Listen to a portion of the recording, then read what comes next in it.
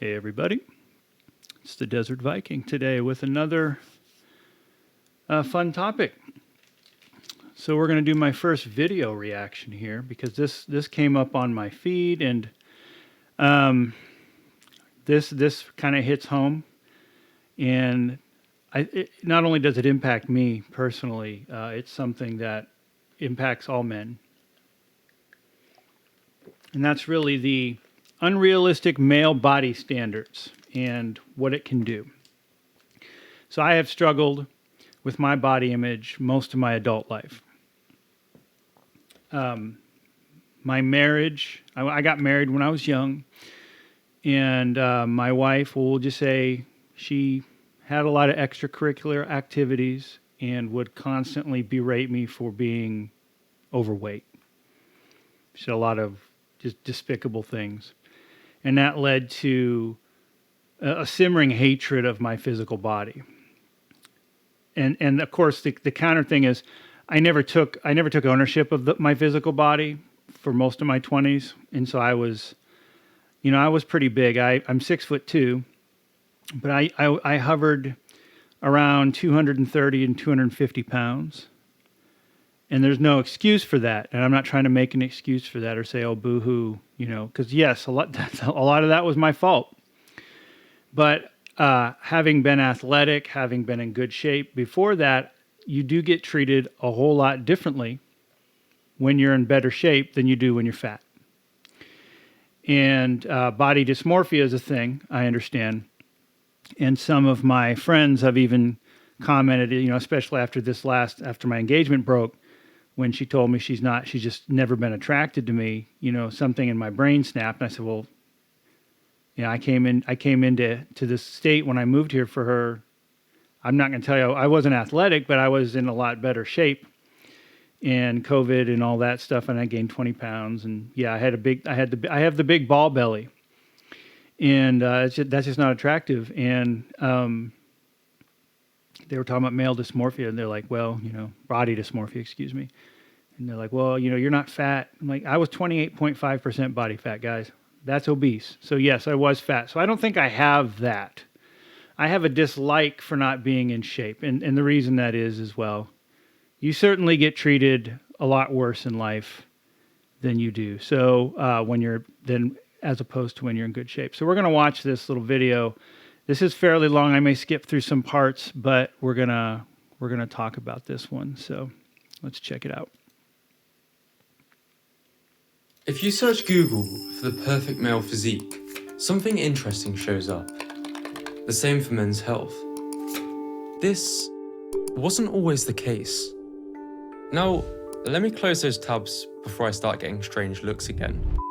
But many are calling this phenomenon one of the biggest threats to the fitness industry. And this isn't coming from people that just want an excuse to be lazy. Unhealthy relationship with food. I don't court a banana. I don't. Nor is it coming from the give yourself a hug type people. Yeah, they're there, Cookie Monster. In fact, the people speaking out are heavily incentivized to shut up and smile. And most do. But the more you listen, the more you realize a harsh truth. For an increasing number of men and boys, this otherwise benign desire to be more attractive transforms into something categorically disordered. This is a systemic problem, too taboo for television, but the human brain isn't built to recognize, often until it's too late.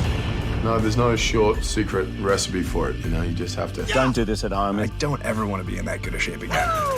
It's not natural. There's not many drug use or abuse issues where you get complimented so much. They see it on the small screen on their phone, they see it on the big screen in Hollywood. Yeah, and that's a thing I see. I've seen quite a bit.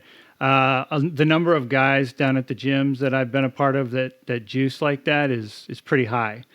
And why not? You get rewarded for it. So, steroid abuse has its own problems, but yeah, I've known, I would say a good number of those guys that have the really nice bodies that go to the gym, they have a little bit of chemical help, and that's even infiltrating down into the high school boys. The movies, it's in their hands when they're a f***ing toddler. So yeah, I decided to start a trend. Don't compare yourself to these people because they're probably lying to you anyway. You need to pull your head out your ass and understand. It takes its toll. It's not right, is it? I know it's not right, but I can't say for sure that this is going to stop. So, how did body dysmorphia become so widespread and deadly? But more How did it become so widespread and deadly? Social media, the internet, the media in general. What do we see is, when you see men in the media, what do you see? You see jacked guys. In the dating market today, what do women prefer? Jacked guys. That's what rewards you. You get so much social rewards for being like that becomes the number one driving presence for many men. And in fact, if you've watched any of my videos, you see I talk about the physical pillar, and I have that as the first pillar for a reason, because if you can't clear the physical pillar hurdle, that is, if you can't look good physically, then the rest of what makes you doesn't even matter. That, I feel, is what you're seeing here. This is just being reinforced by the media. More importantly, why are more people not speaking about this?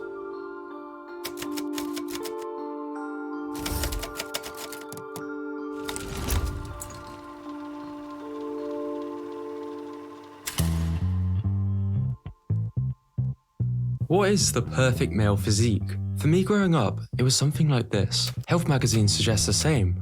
Over time, this ideal has morphed towards something leaner and more muscular. Trust me. Hollywood films make this clear.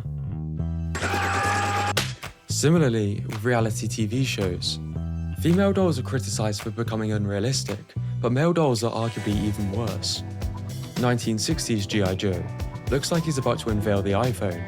30 years later, he looks more like a bodybuilder. Early Luke Skywalker besides modern Skywalker. Batman besides modern Batman. You get the point. If we ask AI to show us the ideal male physique, a similar image is painted. There's a clear ideal becoming more and more extreme. So, what are we seeing here? These are the men of the Woodabee tribe, showing their slender bodies, white teeth and eyes in a beauty pageant to win the attention of the female judge. So yeah, different parts of the world have different beauty standards, but Western society is definitely all about what you see in movies. And you're watching these actors when they talk about how, it's not realistic for normal people to be like that. And they hated having to do the things they have to do to get to that level. So then we have some other global standards of beauty here. Judges. This is what the peak male looks like in the Bodai tribe, where the men. I mean, can you imagine that? This is an African tribe, and that's considered beautiful. They've got big bellies, which here I have a big belly. And I can tell you about how far that gets you in the mating market, and that's absolutely nowhere. That gets you a date with Pornhub. Men compete to be the fattest. Ancient Greek statues depict a lean, muscular body as desirable, while traditional Japanese culture associates masculinity with self-discipline, loyalty, and honor. To identify the physical ideal, we need to understand what beauty is. The Oxford Dictionary defines it as the quality of being pleasing to the senses or to the mind. And looking across different cultures, the ideal seems to vary and change over time. Social media and the internet have erased cultural boundaries and created a highly competitive environment where only the most extreme stand out.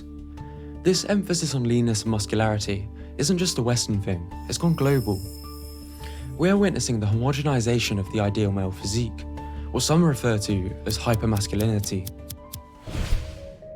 Even society's ideal men seem to be getting stuff done to achieve this. There's been a lot of talk about, red pill and self-improvement, creating your hyper-masculine character.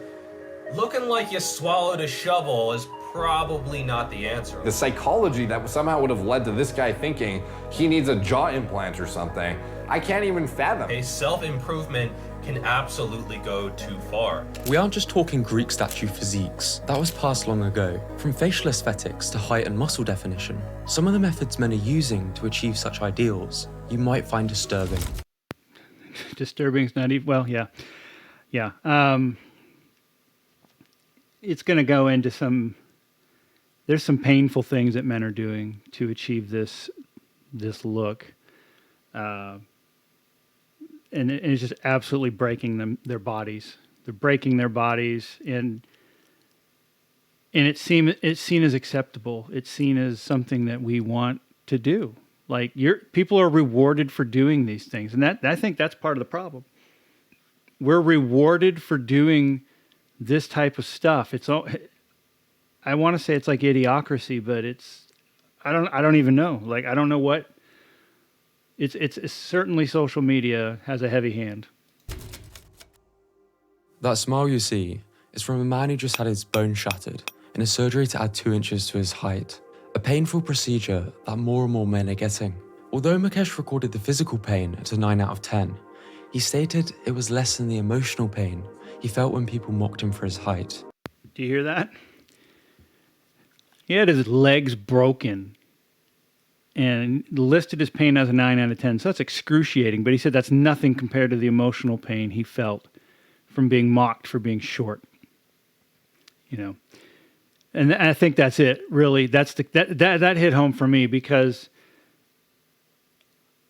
I'm blessed in my height. I'm over 6 feet tall. I'm 6'2", and you know, weight can be handled. I don't need surgery to lose weight, and I've never gotten that big where I would need surgery to lose that much weight, and I can do it on my own. But I can identify with the mental anguish of either being invisible or just being looked at like you're gross, or you're just like this cockroach, or being told that you don't even qualify to have nice things said about you because you've got a belly, right?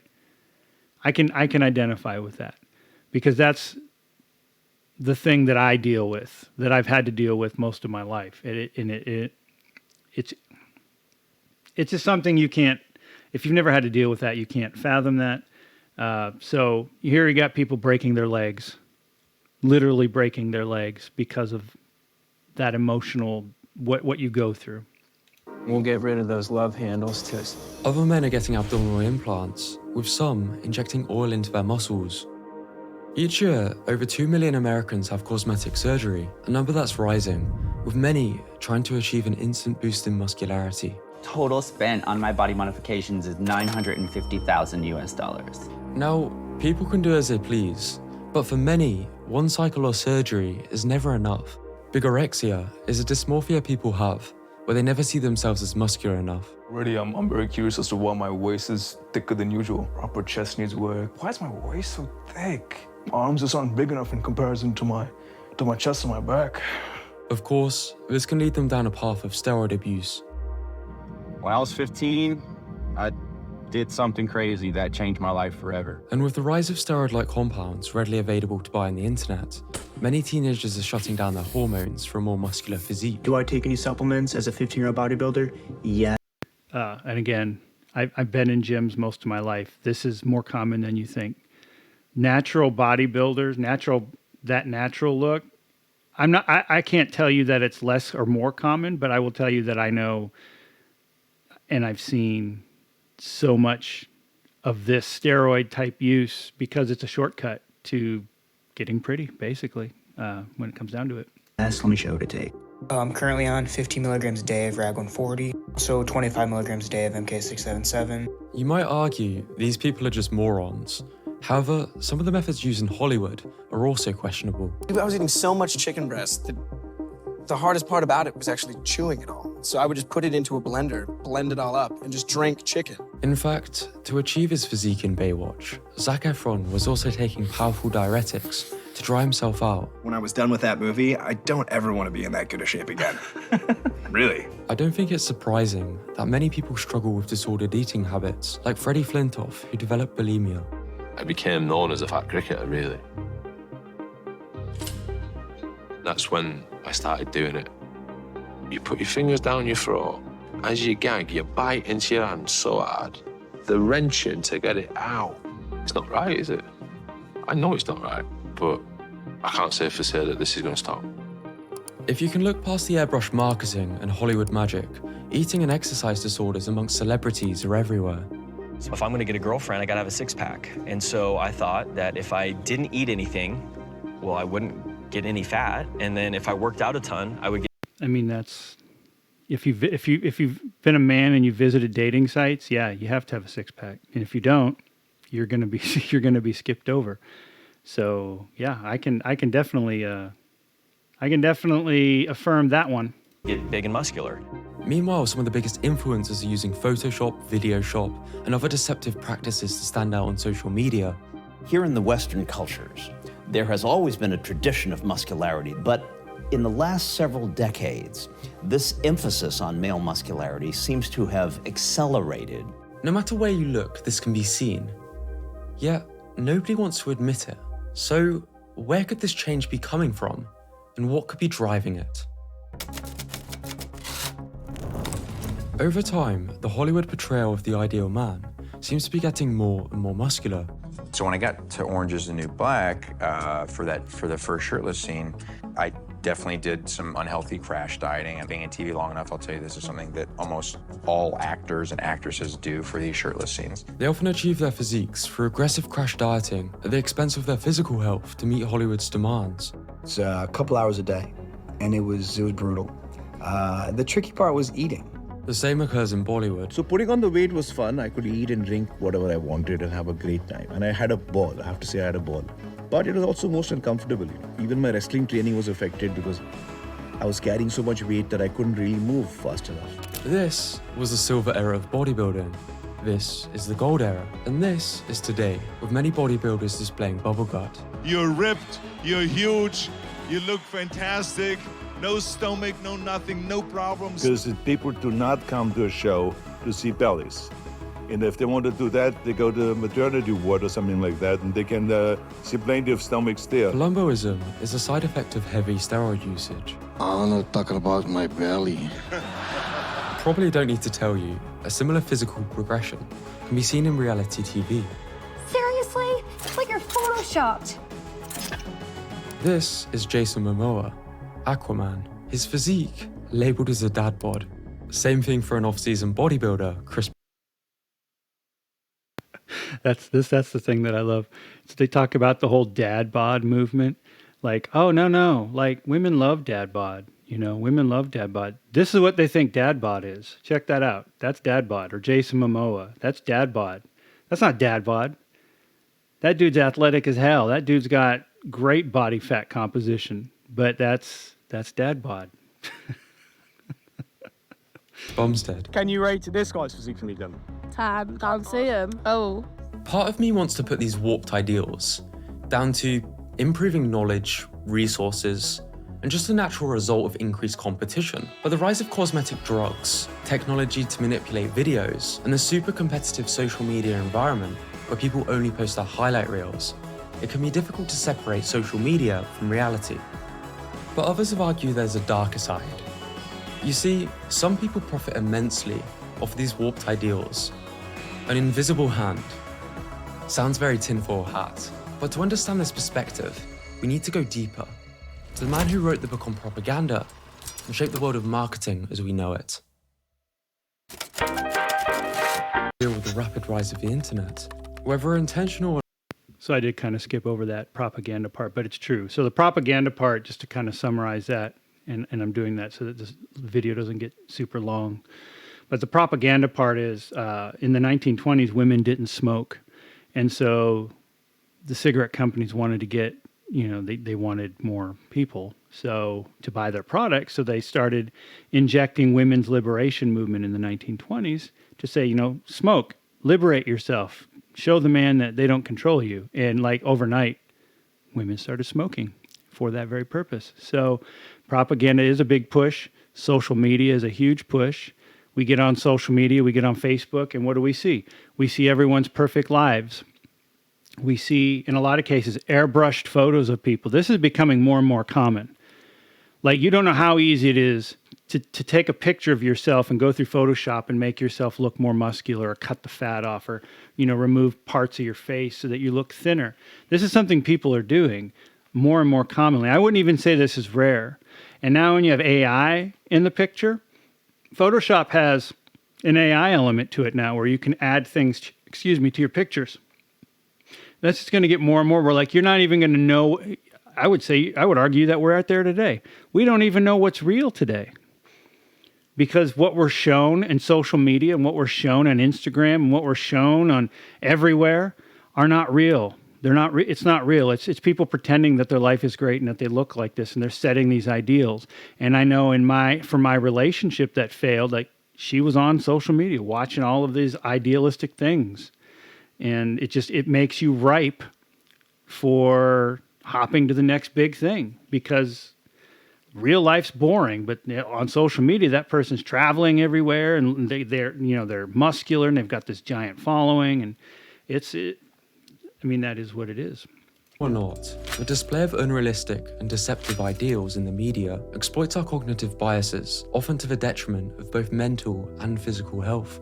It's why some of the most mainstream fitness advice is the least effective. I don't know who still needs to hear this, but you do not target fat around your stomach with specific exercises. 8 million views.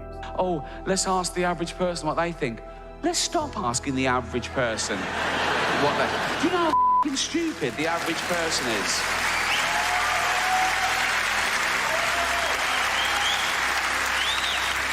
This is known as the Dunning-Kruger effect, where people with low experience in an area tend to overestimate their ability or knowledge. Regardless of how smart you are, if you're part of the human species, you're susceptible to your cognitive biases being exploited. Is he smart? No, he's a freaking good-looking dude, okay? And he's making extremely large amounts of money by saying stupid things that don't make any sense, but you look at him and you're like, holy crap, he looks amazing. I'm gonna do what he's doing. This is the halo effect, where people who are considered attractive tend to be rated higher on other That right there. This is why if you can keep your physical body in shape, you will be treated immensely better. And if you've ever lived on both sides of the fence, you know exactly what I'm talking about. If you've only been fat and unattractive or whatever, or if you've only been good looking, you don't have anything to compare against. But if you've been on both sides of the fence like I have, I will tell you that this is 100% actually this is a thing. This is absolutely a thing. If you look good, if you keep your body up, if you look great, people assume that the rest of you is also awesome. It's just an automatic assumption. They're going to assume you're smart. They're going to assume you're a good person. You have good integrity. You're the greatest person. And on the flip side, if you're unattractive, if you're overweight, obese, whatever, it works in the opposite way. It works in the opposite direction. People are going to automatically assume you're dumb. They're going to automatically assume you're just icky, you're gross, you're not a good human being. And they're going to treat you like that.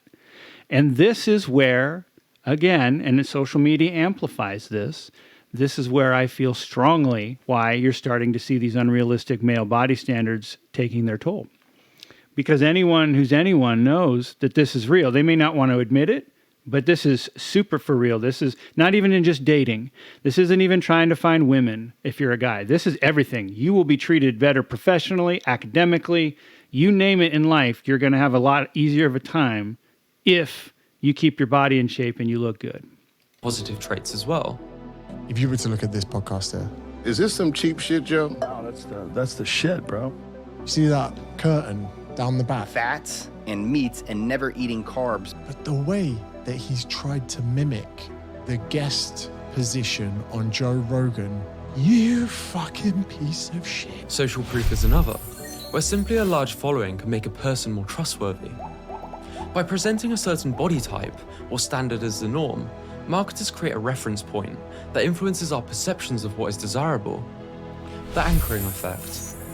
This and an array of other blind spots is what the media taps into. Often those people on social media, in magazines and on the big screen are just cogs in the machine. At the start, this was more blatant and easier to identify. Today, it's all around us, often with no escape. Don't get me wrong, I'm down for super effective marketing that helps people live healthier lives. But no other industry has such a high failure rate while being so profitable. I can't help but think back to the many people getting life-altering surgeries, developing eating disorders, and a lot of the negative side effects we haven't even discussed yet. Meanwhile, obesity and suicide rates are on the rise in America. And a recent poll found that 1 in 8 UK adults have suicidal thoughts related to body image. There's a very clear disconnect. In fact, Harvard psychiatrist warned about this over 20 years ago. I don't think even he realized just how serious and widespread this would become.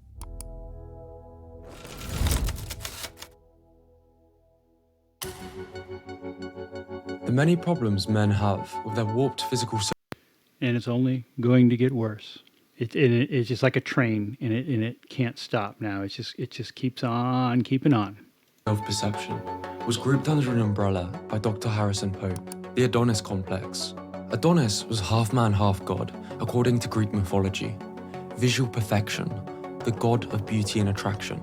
Dr. Pope has documented cases of men quitting prestigious jobs, people smashing their own faces with a hammer to qualify for plastic surgery, and others dying from disordered diet and exercise regimens. Although these are extreme examples, this was over 20 years ago, and we've seen many more cases since. Pope suspects unrealistic standards driven by the media is what's fueled the rise of the Adonis complex. Yes, I've done steroids. But here's the catch. When beauty is so subjective, the ideal so extreme, the effects are fatal. Today's children are growing up with the internet as a constant presence in their lives, with little knowledge of a world without it. And the harmful effects of unrealistic body standards are evident through the growing list of casualties. I'm a 14-year-old and I'm thinking about taking 50 milligrams of Deca per week for 4 weeks. I know about the side effects on adults, but not in teens. Is there any side effects I should know? I'm a 16-year-old boy, currently undergoing cosmetic limb lengthening surgery. I don't think I know what's best for me yet, but I absolutely cannot see myself regretting this decision. Sometimes unorthodox and drastic solutions are the best ones. I'm 15 years old and recently found out about SARMs. My goal is to gain more muscle and get leaner. I'm 5'11" and 145 pounds currently. My main concern is whether or not I should take Ligandrol, considering my age. These are just a few people on public forums about to make life-altering decisions, with many going through with it. So yeah, I decided to start trying. Whoa, dude. What did you just say? We're witnessing extremely young kids take puberty-altering performance-enhancing drugs, with parents suspected to be giving it to their children as young as 6 for a chance to make it in Hollywood. There's not many drug use or abuse issues where you get complimented so much. And even people trying to do things more naturally. Think about what he just said. There's not much in life where you're going to be complimented for being a drug user, except when it makes you look good, except when it makes you look, jacked, because that's what you're supposed to look like. This was something that, coming up in my 20s and 30s, trying to understand how relationships work, because of, we're told one thing. You're told by your family and your mom and, women like these sweet, loving, caring, honest men. And then, men they get into the real world and they find out that all of that was nothing but like horseshit.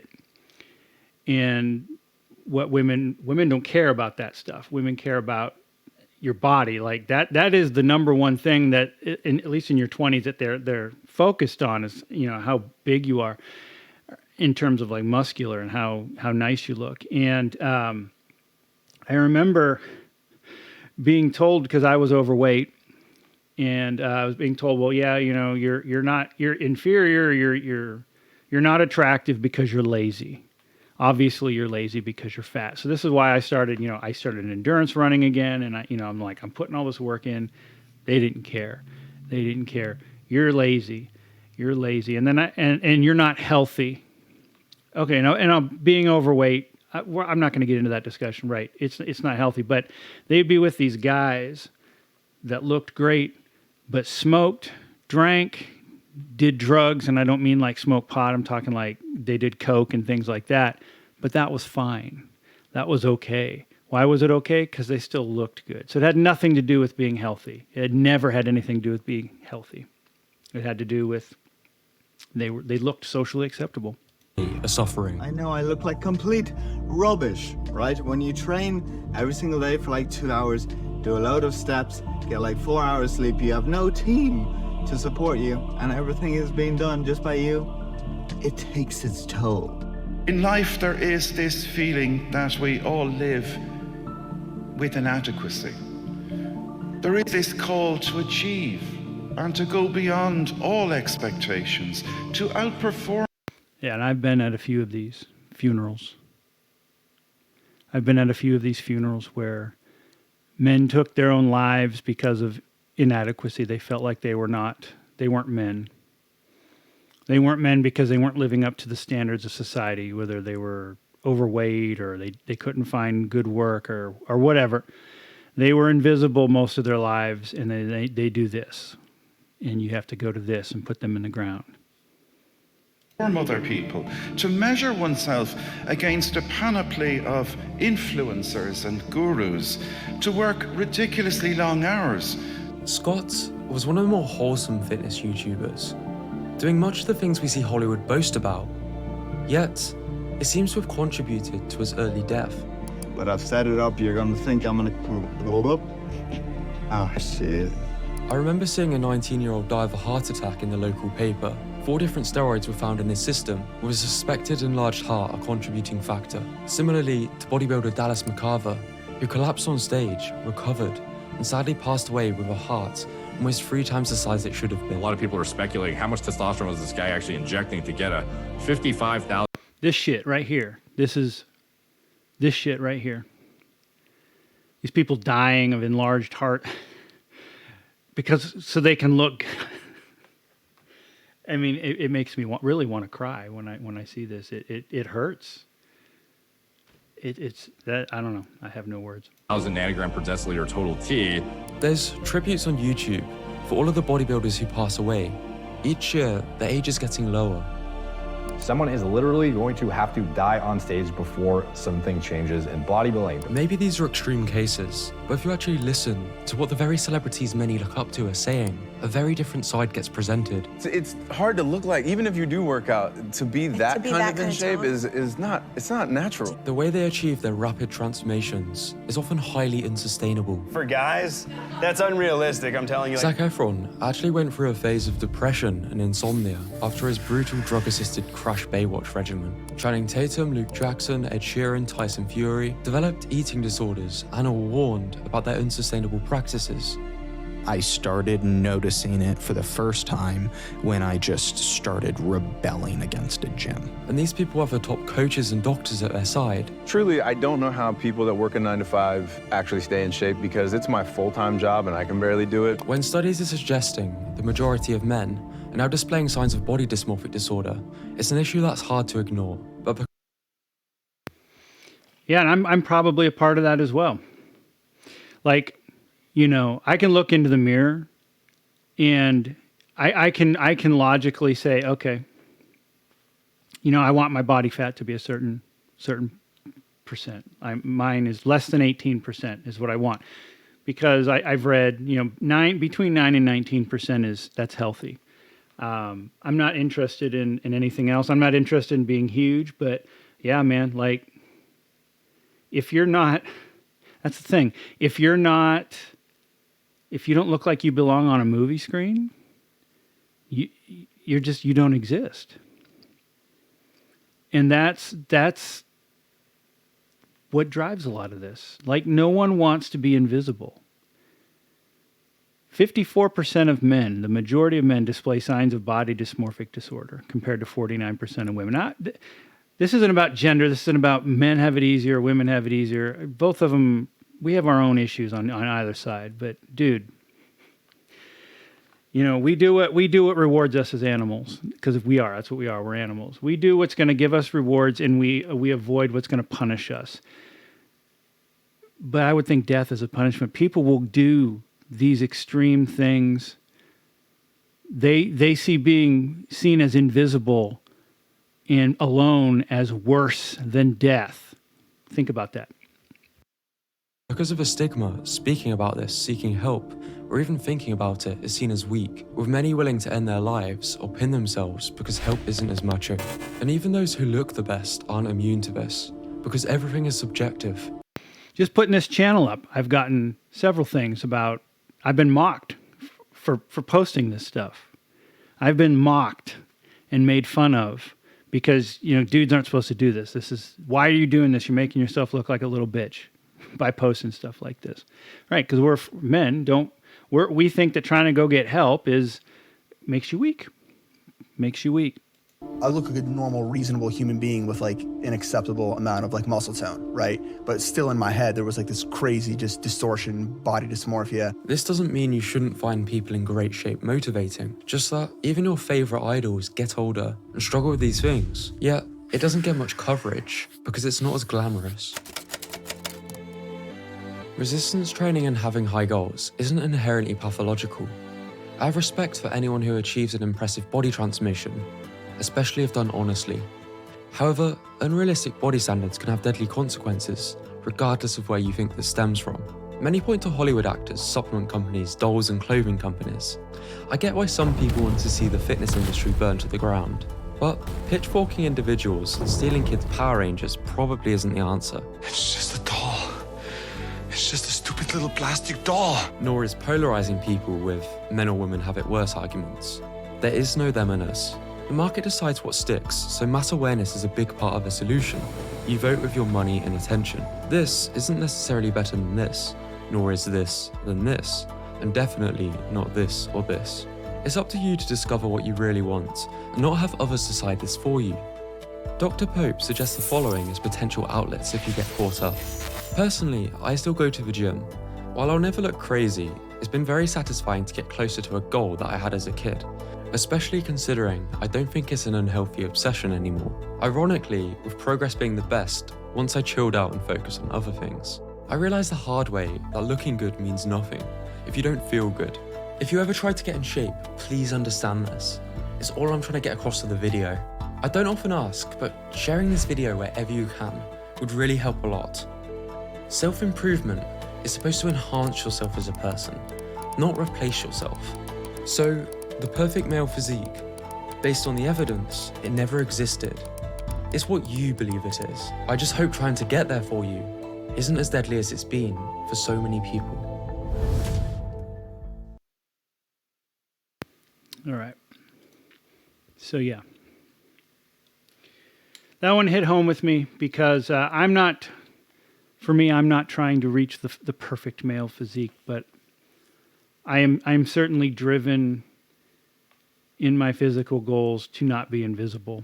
And I would be lying to say that I'm not. And I've documented that in other videos where I know I need to get to a place where I want to do it more for myself. And I will never go, I hope I would never go to the extremes. You know, I'm not interested in steroids. I'm closing in on 50 years old soon. You know, my body can't handle that. But being overweight, etc., it has societal consequences, and no one likes to go through those. So, but unfortunately, what we're seeing is social media is pushing more and more. The media, the movies, they're pushing more and more this ideal man that isn't real. Like, and you heard from the actors themselves, like to look like that constantly is impossible. They do that for that movie, and then they go back to being normal. But we live in a world where normal isn't good enough. And that's going to have some, and it is having consequences, some painful consequences. So thanks for checking this out. Leave some comments. I'd love to hear from you guys. Until next time, we'll talk to you later.